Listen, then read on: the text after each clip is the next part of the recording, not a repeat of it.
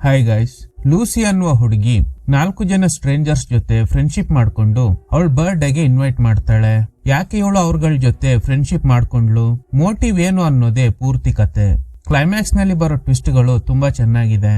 Movie starting ನಲ್ಲಿ ಯಾರೋ ಒಬ್ಬ ಸ್ಟ್ರೇಂಜರ್ ಈ ಜಾಗ ಚೆನ್ನಾಗಿದೆ, ಡೀಲ್ ಮುಗಿಸ್ಬಿಡೋಣ ಅಂತ ಯಾರಿಗೋ ಕಾಲ್ ಮಾಡಿ ಹೇಳ್ತಾನೆ. ಮನೆ ತೋರಿಸಿದ್ದ ಬ್ರೋಕರ್ನ ಒಳಗಡೆ ಕರ್ಕೊಂಡೋಗಿ ಸಾಯಿಸ್ಬಿಡ್ತಾನೆ. ಚೇತನ್ ಅನ್ನುವ ವ್ಯಕ್ತಿ ಮನೋವೈದ್ಯರನ್ನ ಮೀಟ್ ಆಗಿ ಅವನಿಗೆ ಆಗ್ತಿರೋ ಸಮಸ್ಯೆ ಬಗ್ಗೆ ಹೇಳ್ತಾನೆ.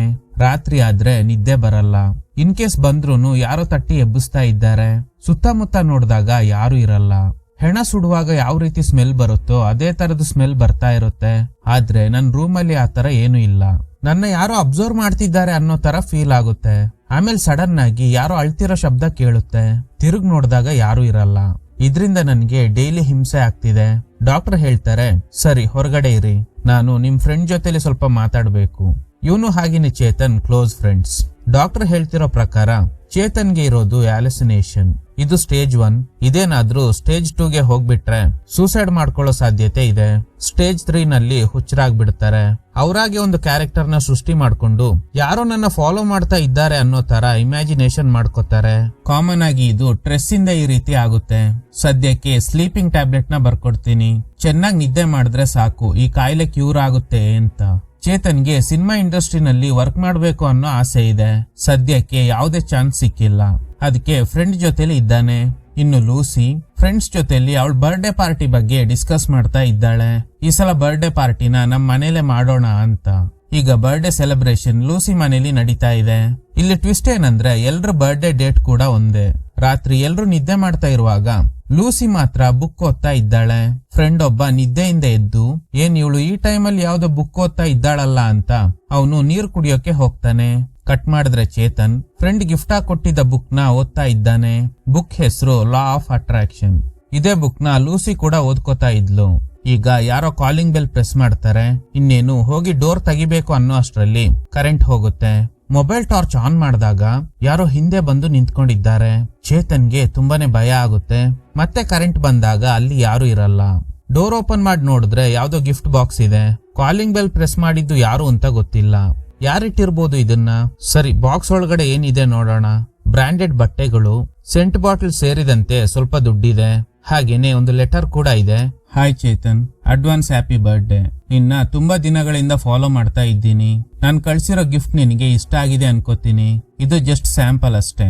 ನಿನ್ ಹತ್ರ ದುಡ್ಡಿಲ್ಲ ಅಂತ ನನಗ್ ಗೊತ್ತು, ಅದಕ್ಕೆ ಸ್ವಲ್ಪ ದುಡ್ಡು ಕಳ್ಸಿದ್ದೀನಿ. ನಿನ್ ಫ್ರೆಂಡ್ಸ್ಗೆ ಬರ್ಡೇ ಟ್ರೀಟ್ ಕೊಡ್ಸು.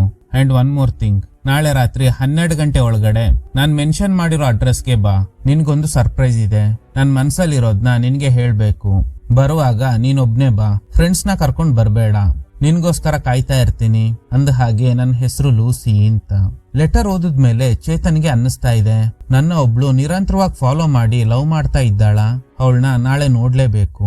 ನೆಕ್ಸ್ಟ್ ಡೇ ಫ್ರೆಂಡ್ಸ್ ಕೇಳ್ತಾರೆ, ಏನಿದು ಬ್ರಾಂಡೆಡ್ ಡ್ರೆಸ್ ಎಲ್ಲ ಹಾಕೊಂಡಿದ್ಯಾ? ಏನಿಲ್ಲ ಮಗ, ಹೊಸ ಮೂವಿ ಕಮಿಟ್ ಆಗಿದೆ, ಅಡ್ವಾನ್ಸ್ ಸಿಕ್ತು ಅಂತ. ಹಗ್ಲಿಡಿ ಫುಲ್ ಪಾರ್ಟಿ ಮಾಡಿ ಎಂಜಾಯ್ ಮಾಡ್ತಾರೆ. ಈವ್ನಿಂಗ್ ಫ್ರೆಂಡ್ ಹತ್ರ ಸತ್ಯ ಹೇಳ್ತಾನೆ, ನೀವೆಲ್ಲ ಅನ್ಕೊಂಡಿರೋ ಹಾಗೆ ನನಗೆ ಯಾವುದೇ ಮೂವಿ ಆಫರ್ ಬಂದಿಲ್ಲ. ನನ್ನ ಒಂದು ಹುಡುಗಿ ತುಂಬಾ ದಿನಗಳಿಂದ ಲವ್ ಮಾಡ್ತಿದ್ದಾಳಂತೆ. ಅವಳು ಕಳ್ಸಿದ ಗಿಫ್ಟ್ ಬಾಕ್ಸ್ ನಲ್ಲೇ ಈ ದುಡ್ಡು ಹಾಗೇನೆ ಬ್ರಾಂಡೆಡ್ ಬಟ್ಟೆ ಎಲ್ಲ ಇತ್ತು. ಇವತ್ ರಾತ್ರಿ ಒಬ್ಬನ್ನೇ ಬರೋಕೆ ಹೇಳಿದ್ದಾಳೆ. ಹೇ ಸೂಪರ್ ಮಗ, ನನ್ ಗಾಡಿ ತಗೊಂಡು ಹೋಗು ಸರಿನಾ? ರಾತ್ರಿ ಲೂಸಿ ವಾಟ್ಸ್ಆಪ್ ನಲ್ಲಿ ಲೊಕೇಶನ್ ಕಳಿಸ್ತಾಳೆ. ಸ್ವಲ್ಪ ಹೊತ್ತಲ್ಲೇ ಚೇತನ್ ಆ ಬಂಗ್ಲೆ ಇರೋ ಲೊಕೇಶನ್ಗೆ ಬರ್ತಾನೆ. ಲೂಸಿ ನೋಡಿದ ತಕ್ಷಣ ಇವನಿಗೆ ಅವಳು ಇಷ್ಟ ಆಗ್ಬಿಡ್ತಾಳೆ. ಫ್ರೆಂಡ್ಸ್ಗೆಲ್ಲ ಚೇತನ್ನ ಪರಿಚಯ ಮಾಡಿಸ್ತಾಳೆ. ಇಲ್ಲಿ ಇನ್ನೊಂದು ಟ್ವಿಸ್ಟ್ ಏನಂದ್ರೆ ಲೂಸಿ ಹಾಗೇನೆ ಫ್ರೆಂಡ್ಸ್ ಹುಟ್ಟಿದ್ದು ಸೇಮ್ ಡೇಟ್, ಅಂದ್ರೆ ಜೂನ್ 6. ಅದೇ ತರ ಚೇತನ್ ಬರ್ಡೇ ಡೇಟ್ ಕೂಡ ಸೇಮ್ ಅಂತ ಲೂಸಿ ಹೇಳ್ತಾಳೆ. ಚೇತನ್ಗೂ ಸರ್ಪ್ರೈಸ್ ಆಗುತ್ತೆ, ನಮ್ಮೆಲ್ರ ಬರ್ಡೇ ಒಂದೇ ದಿನನಾ ಅಂತ. ಅಷ್ಟೇ ಅಲ್ಲ, ಇವರೆಲ್ಲ ಅವ್ರಗಳ ಫ್ಯಾಮಿಲಿನಲ್ಲಿ ಹಿರಿ ಮಕ್ಕಳಾಗಿರ್ತಾರೆ. ಅಂದ್ರೆ ಅವ್ರಗಳ ಫ್ಯಾಮಿಲಿನಲ್ಲೇ ಮೊದ್ಲು ಹುಟ್ಟಿರೋ ಮಕ್ಕಳು. ಈಗ ಲೂಸಿ ನಾವಿಬ್ರು ಸ್ವಲ್ಪ ಹೊತ್ತು ಒಂಟಿಯಾಗಿ ಮಾತಾಡೋಣ ಅಂತ ಒಂದು ರೂಮ್ ಹತ್ರ ಕರ್ಕೊಂಡು ಹೋಗಿ ಅವನ್ ಒಳಗಡೆ ಹೋಗ್ತಿದ್ದಂಗೆ ಡೋರ್ ಲಾಕ್ ಮಾಡ್ತಾಳೆ. ಅಲ್ಲಿರೋ ವಿಚಿತ್ರ ಸಿಂಬಲ್ ಗಳನ್ನ ನೋಡಿ ಇವನಿಗೆ ತುಂಬಾನೇ ಭಯ ಆಗುತ್ತೆ. ಅಲ್ಲೊಂದು ಬಾಕ್ಸ್ ಇದೆ, ಅದ್ರ ಮೇಲೆ wanted god dead R alive ಅಂತ ಬರ್ದಿದೆ. ಓಪನ್ ಮಾಡಿ ನೋಡಿದಾಗ ಈಗಲೇ ಇನ್ನೊಂದು ಟ್ವಿಸ್ಟ್ ರಿವೀಲ್ ಆಗುತ್ತೆ. ಲೂಸಿ ಸೇರಿದಂತೆ ಅವಳ ಫ್ರೆಂಡ್ಸ್ ಎಲ್ಲ ಕೂಡ ಒಂದು ಕಲ್ಟ್ ಗ್ಯಾಂಗ್ಗೆ ಸೇರಿದವರು. ಆ ಕಲ್ಟ್ ಗ್ಯಾಂಗ್ ಪೂಜೆ ಮಾಡೋ ಇವಿಲ್ ಹುಟ್ಟಿರೋದು 6/6/1996. ಲೂಸಿ ಸೇರಿದಂತೆ ಅವಳ ಫ್ರೆಂಡ್ಸ್ ಅಂಡ್ ಚೇತನ್ ಹುಟ್ಟಿರೋದು ಕೂಡ ಸೇಮ್ ಡೇಟ್. ಇನ್ನೊಂದು ಟ್ವಿಸ್ಟ್ ಏನ್ ಗೊತ್ತಾ, ಅವರೆಲ್ಲ ಆಲ್ರೆಡಿ ಸತ್ತು ಇವಿಲ್ ಪವರ್ ನ ಮೆಸೆಂಜರ್ಸ್ ಆಗಿರ್ತಾರೆ. ಕನ್ಫ್ಯೂಸ್ ಆಗ್ಬೇಡಿ, ನಿಮ್ಮೆಲ್ಲ ಪ್ರಶ್ನೆಗಳಿಗೆ ಉತ್ತರ ಕ್ಲೈಮ್ಯಾಕ್ಸ್ ನಲ್ಲಿ ಸಿಗುತ್ತೆ.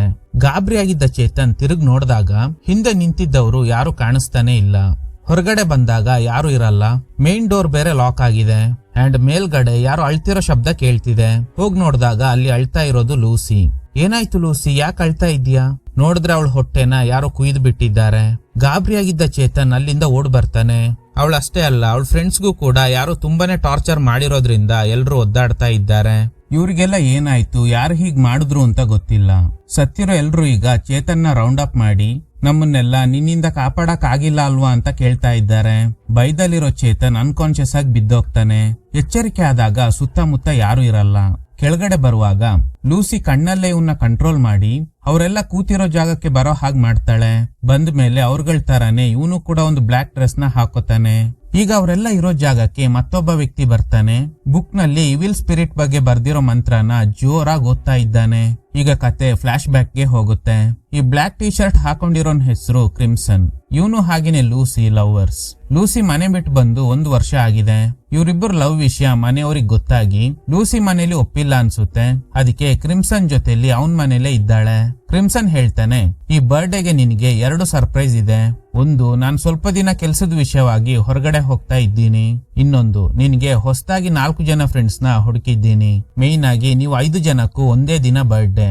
ವಾವ್, ಹೌದಾ? ಹೇಗೆ ಅವ್ರನ್ನೆಲ್ಲ ಕಂಡು ಹಿಡ್ದೆ? ಇನ್ಸ್ಟಾಗ್ರಾಮ್ ನಲ್ಲೇ ಹುಡುಕಿ ಕಂಡು ಹಿಡ್ದಿದ್ದೀನಿ. ಅವ್ರ ಡೀಟೇಲ್ಸ್ ಎಲ್ಲ ಆಲ್ರೆಡಿ ನಿನ್ ಫೋನ್ಗೆ ಶೇರ್ ಮಾಡಿದ್ದೀನಿ. ನೀನೋಗಿ ಅವ್ರನ್ನ ಮೀಟ್ ಆಗು. ಇದೇ ಈ ಬರ್ಡೇಗ್ ನಾನ್ ನಿನಗ್ ಕೊಡ್ತಿರೋ ಡಿಫ್ರೆಂಟ್ ಆಗಿರೋ ಗಿಫ್ಟ್. ಲೂಸಿ ತುಂಬಾನೇ ಖುಷಿಯಾಗಿದ್ದಾಳೆ. ಈಗ ಲೂಸಿ ಆ 4 ಜನರನ್ನ ಸೇರಿಸ್ಕೊಂಡು ಹ್ಯಾಪಿ ಬರ್ಡೇ ಲೂಸಿ ಅಂತ ಒಂದು ವಾಟ್ಸ್ಆಪ್ ಗ್ರೂಪ್ ನ ಕ್ರಿಯೇಟ್ ಮಾಡಿ ಅವ್ರಗಳ ಜೊತೆ ಚಾಟ್ ಮಾಡೋಕೆ ಶುರು ಮಾಡ್ತಾಳೆ. ನಿಮ್ಮೆಲ್ಲರ ಡೀಟೇಲ್ಸ್ ಇನ್ಸ್ಟಾಗ್ರಾಮ್ ಇಂದ ಸಿಕ್ತು. ನಮ್ಮೆಲ್ಲರ ಬರ್ಡೇ ಡೇಟ್ ಒಂದೇ ಅಂತ. ಒಂದಿನ ಎಲ್ರು ಮನೆಗೆ ಇನ್ವೈಟ್ ಮಾಡ್ತಾಳೆ. ದಿನ ಕಳೆದಂತೆ ಎಲ್ರು ಒಳ್ಳೆ ಫ್ರೆಂಡ್ಸ್ ಆಗ್ತಾರೆ. ಈ ಕಡೆ ಕ್ರಿಮ್ಸನ್ ಲೂಸಿ ಜೊತೆ ಕೆಲ್ಸದ ವಿಷಯವಾಗಿ ಹೊರಗಡೆ ಹೋಗ್ತೀನಿ ಅಂದವನು ಈಗ ಬೇರೆ ಯಾವ್ದೋ ಹುಡುಗಿ ಜೊತೆ ಇದ್ದಾನೆ. ನೆಕ್ಸ್ಟ್ ಡೇ ಕ್ರಿಮ್ಸನ್ ಯಾರಿಗೋ ಕಾಲ್ ಮಾಡಿ, ನೀವು ಹೇಳ್ದಂಗೆ 6ನೇ ವ್ಯಕ್ತಿನ ಕಂಡು ಹಿಡಿದಿದ್ದೀನಿ. ಅದೊಂದು ಹುಡುಗಿ. ಅವಳಿಗೆ ನನ್ ಮೇಲೆ ನಂಬಿಕೆ ಬರ್ಬೇಕು, ಆಮೇಲೆ ಕೆಲ್ಸ ಮುಗಿಸಿದ್ರೆ ಆಯ್ತು ಅಂತ. ಇದನ್ನ ಆ ಹುಡುಗಿ ಕೇಳಿಸ್ಕೊಂಡು ಇವನೇನೋ ಪ್ಲಾನ್ ಮಾಡ್ತಿದ್ದಾನೆ ಅಂತ ಅಲ್ಲಿಂದ ಎಸ್ಕೇಪ್ ಆಗೋದಕ್ಕೆ ಟ್ರೈ ಮಾಡಿದಾಗ ಕ್ರಿಮ್ಸನ್ ಅವಳನ್ನ ಸಾಯಿಸ್ಬಿಡ್ತಾನೆ. ಒಂದಿನ ಲೂಸಿ ಕ್ರಿಮ್ಸನ್ಗೆ ಕಾಲ್ ಮಾಡ್ತಾಳೆ. ಹೋಗಿ 3 ವರ್ಷ ಆಯ್ತು. ಕೇಳಿದ್ರೆ ಕೆಲ್ಸದ ವಿಷಯ ಅಂತೀಯ, ಯಾವಾಗ ಬರೋದ್ ನೀನು ಅಂತ. ಸ್ವಲ್ಪ ವೇಟ್ ಮಾಡು ಲೂಸಿ, ಖಂಡಿತ ಬರ್ತೀನಿ. ಕ್ರಿಮ್ಸನ್ ಪದೇ ಪದೇ ಯಾರೋ ಸ್ಟ್ರೇಂಜರ್ಗೆ ಕಾಲ್ ಮಾಡಿ ಇನ್ನು 3 ವರ್ಷ ಟೈಮ್ ಇದೆ, ಅಷ್ಟ್ರಲ್ಲಿ 6ನೇ ವ್ಯಕ್ತಿನ ಕಂಡು ಹಿಡಿತೀನಿ. ಆ ಹುಡುಗಿಗೆ ನಮ್ ಪ್ಲಾನ್ ಬಗ್ಗೆ ಗೊತ್ತಾಗಿದ್ರಿಂದ ಸಾಯಿಸ್ಬಿಟ್ಟೆ ಅಂತ. ಈಗ 6ನೇ ವ್ಯಕ್ತಿಗೋಸ್ಕರ ಹುಡುಕಾಟ ನಡೀತಾ ಇದೆ. ಕೊನೆಗೂ 6ನೇ ವ್ಯಕ್ತಿ ಸಿಗ್ತಾನೆ. ಅವನ್ ಹೆಸರು ಚೇತನ್. ಆ ಚೇತನ್ ಯಾರು ಅಂತ ನೀವೆಲ್ಲ ಆಲ್ರೆಡಿ ಗೆಸ್ ಮಾಡಿರ್ತೀರಾ. ಈಗ ಲೂಸಿ ಕಾಲ್ ಮಾಡಿ, ನಾನು ಇದೇ ಬರ್ಡೇಗೋಸ್ಕರನೇ ಕಾಯ್ತಾ ಇದ್ದೆ. ಈ ಸಲ ನಿನ್ ಬರ್ಡೇಗೆ ಖಂಡಿತ ಬರ್ತೀನಿ. ಅದಕ್ಕೂ ಮುಂಚೆ ನಾನೊಬ್ಬ ವ್ಯಕ್ತಿಯ ಡೀಟೇಲ್ಸ್ ನ ನಿನಗ್ ಕಳಿಸ್ತೀನಿ. ಅವನ್ನ ನೀನೆ ನಮ್ ಜಾಗಕ್ಕೆ ಬರೋ ತರ ಮಾಡ್ಬೇಕು. ಕ್ಯಾಶ್ ಆಗೇನೆ ಬ್ರಾಂಡೆಡ್ ಬಟ್ಟೆಗಳನ್ನ ಅವನ ಅಡ್ರೆಸ್ಗೆ ಗಿಫ್ಟ್ ಆಗಿ ಕಳಿಸು ಅಂತ. ಲೂಸಿ ಅವನ್ನ ತುಂಬಾನೇ ನಂಬೋದ್ರಿಂದ ಯಾಕೆ ಏನು ಅಂತ ಕೇಳ್ದೆ. ಕ್ರಿಮ್ಸನ್ ಕಳ್ಸಿದ್ದ ಚೇತನ್ ಅಡ್ರೆಸ್ಗೆ ಗಿಫ್ಟ್ ಕಳ್ಸಿರ್ತಾಳೆ. ಆಮೇಲೆ ಚೇತನ್ ಬರೋಕು ಮುಂಚೆನೆ ಇವರೆಲ್ಲ ಬರ್ಡೇ ಪಾರ್ಟಿನ ಸೆಲೆಬ್ರೇಟ್ ಮಾಡಿರ್ತಾರೆ. ಎಲ್ರು ನಿದ್ದೆಗೆ ಜಾರಿರುವಾಗ ಲೂಸಿ ಮಾತ್ರ ಯಾವ್ದೋ ಬುಕ್ ನ ಓದ್ತಾ ಇದ್ದಾಳೆ. ಆಕ್ಚುಲಿ ಈ ಸೀನ್ ನ ಮೊದ್ಲೇ ತೋರಿಸಿದ್ರು. ಆಮೇಲೆ ಆ 4 ಜನರಲ್ಲಿ ಒಬ್ನಿಗೆ ಎಚ್ಚರಿಕೆ ಆಗಿ, ಏನಿದು ಈ ಟೈಮಲ್ಲಿ ಬುಕ್ ಓದ್ಕೋತಾ ಇದ್ದಾಳಲ್ಲ ಅಂತ ನೀರ್ ಕುಡಿಯೋಕೆ ಹೋಗ್ತಾನೆ. ಅಲ್ಲೊಂದು ರೂಮ್ ನಲ್ಲಿ ರೆಡ್ ಲೈಟ್ ಉರಿತಾ ಇದೆ. ಒಳಗಡೆ ಹೋಗಿ ನೋಡಿದ್ರೆ ಬುಕ್ ಓದ್ತಾ ಇದ್ದ ಲೂಸಿ ಇಲ್ಲಿ ಹೆಣವಾಗಿ ಬಿದ್ದೋಗಿದ್ದಾಳೆ. ಅವಳು ಹೊಟ್ಟೆ ಕುಯ್ದು ಏನೋ ರಿಚುವಲ್ ನಡೆದಿದೆ. ಇವನ್ ಕಿರ್ಚಿದ ಶಬ್ದ ಕೇಳಿ ಉಳಿದವರು ಇಲ್ಲಿ ಗೆದ್ದು ಓಡ್ ಬರ್ತಾರೆ. ಇವ್ರಿಗೆಲ್ಲ ಶಾಕ್ ಆಗುತ್ತೆ. ಇಲ್ಲಿ ಏನ್ ನಡೀತಾ ಇದೆ ಅಂತಾನೆ ಗೊತ್ತಾಗ್ತಾ ಇಲ್ಲ. ಸ್ವಲ್ಪ ಹೊತ್ತಲ್ಲೇ ಸತ್ತು ಬಿದ್ದಿದ್ದ ಲೂಸಿ ಎದ್ದು ಬಿಡ್ತಾಳೆ. ಅಷ್ಟ್ರಲ್ಲಿ ಕ್ರಿಮ್ಸನ್ ಇವ್ರ ಮೇಲೆ ಅಟ್ಯಾಕ್ ಮಾಡಿ ಒಂದ್ ಕಡೆ ಕೂರಿಸ್ತಾನೆ. ಅವಾಗ್ಲೇ ಎದ್ದಿದ್ದ ಲೂಸಿ ಈಗ ಅದೇ ಜಾಗದಲ್ಲೇ ಸತ್ತು ಬಿದ್ದಿದ್ದಾಳೆ. ಏನೋ ಮಂತ್ರ ಹೇಳಿ ಎಲ್ರಿಗೂ ಹಿಂಸೆ ಕೊಟ್ಟು ಅವ್ರಗಳ ರಕ್ತನ ಕಲೆಕ್ಟ್ ಮಾಡಿ ಅವನ್ ಪೂಜೆ ಮಾಡೋ ಇವಿಲ್ಗೆ ಅರ್ಪಣೆ ಮಾಡ್ತಾನೆ. ಆಮೇಲೆ ಎಲ್ರನ್ನು ಸಾಯಿಸಿ ಆ ಇವಿಲ್ ಎಂಟಿಟಿಗೆ ಬಲಿ ಕೊಡ್ತಾನೆ. ಈ ರೀತಿ ಬಲಿಯಾಗೋರ್ಗೆ ಆ ಇವಿಲಿಂದ ಒಂದು ಶಕ್ತಿ ಸಿಗುತ್ತೆ. ಅದೇನಂದ್ರೆ ಸತ್ತ ಮೇಲೂ ಮೊದ್ಲು ಯಾವ ರೀತಿ ಇದ್ರೋ ಅದೇ ತರ ಸಾಮಾನ್ಯ ಜನರ ತರನೇ ಇರ್ಬೋದು.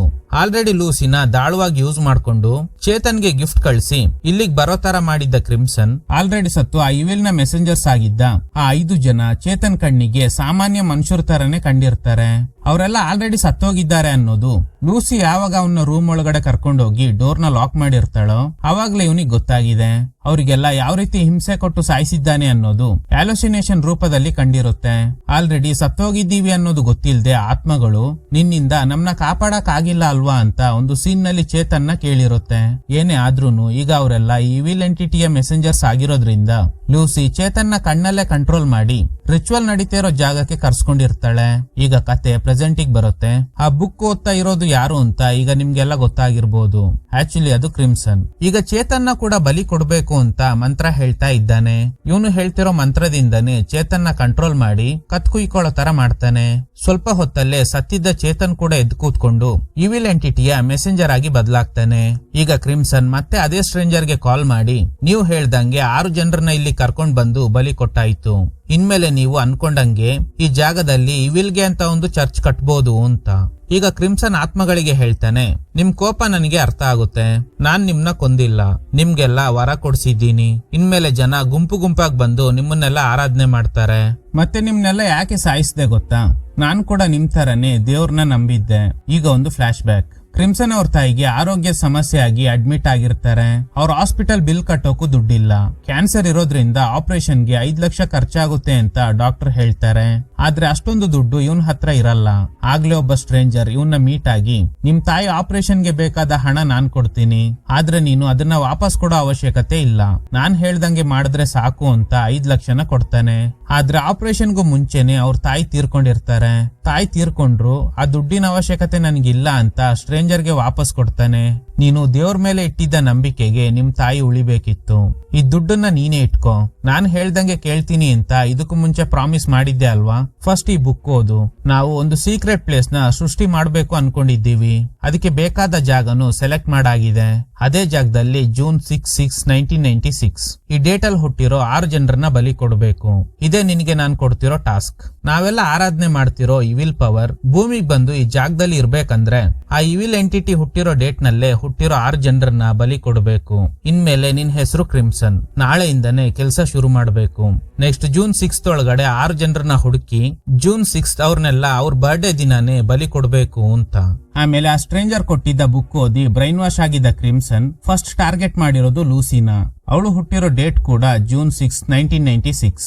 ನಂತರ ಅದೇ ಡೇಟ್ ನಲ್ಲಿ ಹುಟ್ಟಿರೋ 4 ಜನರನ್ನ ಹುಡುಕಿ ಅವ್ರ ಜೊತೆಲಿ ಫ್ರೆಂಡ್ಶಿಪ್ ಮಾಡ್ಕೊ. ನಾನ್ ಕೆಲ್ಸದ ವಿಷಯವಾಗಿ ಹೊರಗಡೆ ಹೋಗ್ತಾ ಇದ್ದೀನಿ, ನಾನ್ ಬರೋವರೆಗೂ ಅವ್ರಗಳ ಜೊತೆನೆ ಇರು ಅಂತ ಹೇಳಿರ್ತಾನೆ. ಇದನ್ನ ಬ್ಲೈಂಡ್ ಆಗಿ ನಂಬಿದ್ದ ಲೂಸಿ ಇವನ್ ಹೇಳ್ದಂಗೆ ಅವ್ರಗಳನ್ನ ಇನ್ವೈಟ್ ಮಾಡಿ ಬರ್ಡೇ ಸೆಲೆಬ್ರೇಷನ್ ಕೂಡ ಮಾಡ್ಕೊಂಡಿರ್ತಾಳೆ. ಆಲ್ರೆಡಿ 5 ಜನ ಆಯ್ತು, ಇನ್ನೊಬ್ಬ ಬೇಕಿತ್ತು. ಅದಕ್ಕೆ ನೆಕ್ಸ್ಟ್ ಅದೇ ಡೇಟ್ ನಲ್ಲೇ ಹುಟ್ಟಿದ್ದ ಚೇತನ್ನ ಟಾರ್ಗೆಟ್ ಮಾಡಿ ಲೂಸಿ ಮುಖಾಂತರ ಅವನ್ನ ಕೂಡ ಈ ಜಾಗಕ್ಕೆ ಕರ್ಸ್ಕೊಂಡಿದ್ದಾನೆ. ಯಾವಾಗ ಸೇಮ್ ಡೇಟ್ ನಲ್ಲಿ ಹುಟ್ಟಿರೋ 6 ಜನ ಸಿಕ್ಕಿರ್ತಾರೋ ಅವ್ರನ್ನೆಲ್ಲ ಅವ್ರ ಬರ್ಡೇ ದಿನ ಅಂದ್ರೆ ಜೂನ್ 6 ಬಲಿ ಕೊಟ್ಟು ಆ ಇವಿಲ್ ಎಂಟಿಟಿನ ಭೂಮಿ ಕರ್ಸ್ಕೊಳ್ಳೋದೇ ಇವ್ರ ಉದ್ದೇಶ. ಕ್ರಿಮ್ಸನ್ ಪದೇ ಪದೇ ಕಾಲ್ ಮಾಡ್ತಿದ್ದ ಸ್ಟ್ರೇಂಜರ್ ಇದೇ ವ್ಯಕ್ತಿನೇ. ಇವನೇ ಆ ಕಲ್ಟ್ ಗ್ಯಾಂಗ್ ನ ಲೀಡರ್. ಆಕ್ಚುಲಿ ಇವನು ಅವ್ರ ತಾಯಿ ಆಪರೇಷನ್ ಗೆ ದುಡ್ಡು ಕೊಟ್ಟು ಆಮೇಲೆ ಡಾಕ್ಟರ್ ಗೆ ಕಾಲ್ ಮಾಡಿ ಅವ್ರ ತಾಯಿನ ಸಾಯಿಸ್ಬಿಡಿ, ಆಗ್ಲೇ ಇವನು ನಾವ್ ಹೇಳ್ದಂಗೆ ಕೇಳ್ತಾನೆ ಅಂತ ಡಾಕ್ಟರ್ ಗೆ ಹೇಳಿರ್ತಾನೆ. ಆಕ್ಚುಲಿ ಆ ಡಾಕ್ಟರ್ ಕೂಡ ಈ ಕಲ್ಟ್ ಗ್ಯಾಂಗ್ ಗೆ ಸೇರಿದವರೇ ಆಗಿರ್ತಾರೆ. ಆಮೇಲೆ ಅವನು ಇವನಿಗೆ ಕ್ರಿಮ್ಸನ್ ಅನ್ನೋ ಹೆಸರಿಟ್ಟು ಆ ಬುಕ್ ಮುಖಾಂತರ ಬ್ರೈನ್ ವಾಶ್ ಮಾಡಿ ಏನೆಲ್ಲ ಮಾಡ್ದ ಅನ್ನೋದು ನಮ್ಗೆ ಆಲ್ರೆಡಿ ಗೊತ್ತಿದೆ. ಈಗ ಪ್ರೆಸೆಂಟ್ ನಲ್ಲಿ ಕ್ರಿಮ್ಸನ್ ಆ ಇವಿಲ್ ಮೆಸೆಂಜರ್ಸ್ ಗೆ ಹೇಳ್ತಾನೆ, ನಿಮ್ಗೆಲ್ಲ ಮೊದಲನೇ ಬಲಿ ನಾನೇ, ನನ್ನ ಸ್ವೀಕರಿಸಿ ಅಂತ. ಅದಕ್ಕೆ ಆ ಮೆಸೆಂಜರ್ಸ್ ಗಳು ಕ್ರಿಮ್ಸನ್ ನ ಬಲಿ ತಗೊಳುತ್ತೆ. ಮೂವಿ ಸ್ಟಾರ್ಟಿಂಗ್ ನಲ್ಲಿ ಇದೇ ಜಾಗದಲ್ಲಿ ಸೀಕ್ರೆಟ್ ಪ್ಲೇಸ್ ನ ಮಾಡ್ಬೇಕು ಅಂತ ಆ ಸ್ಟ್ರೇಂಜರ್ ಹೇಳ್ದಾಗ ಶುರು ಮಾಡೋಕು ಮುಂಚೆ ಒಬ್ಬರನ್ನ ಬಲಿ ಕೊಡ್ಬೇಕು. ಅದಕ್ಕೇನೆ ಕ್ರಿಮ್ಸನ್ ಆ ಮನೆ ಕೊಡ್ಸಿದ್ದ ಬ್ರೋಕರ್ ನನ್ನೇ ಬಲಿ ಕೊಟ್ಟಿರ್ತಾನೆ. ಇದ್ರೊಂದಿಗೆ ಈ ಚಿತ್ರ ಎಂಡ್ ಆಗುತ್ತೆ. Okay guys, thanks for watching. ಈ ತರದ ಥ್ರಿಲ್ಲಿಂಗ್ ವಿಡಿಯೋಗಳಿಗಾಗಿ ನಮ್ ಸಿನಿಮಾ ಫ್ಯಾಕ್ಟ್ಸ್ ಚಾನೆಲ್ ನ ತಪ್ಪದೆ ಸಬ್ಸ್ಕ್ರೈಬ್ ಮಾಡಿ. ಪಕ್ಕದಲ್ಲಿರೋ ಬೆಲ್ ಐಕನ್ ನ ಪ್ರೆಸ್ ಮಾಡಿ ಆಲ್ ನೋಟಿಫಿಕೇಶನ್ ಗಳನ್ನ ಆನ್ ಮಾಡಿ ಇಟ್ಕೊಳ್ಳಿ.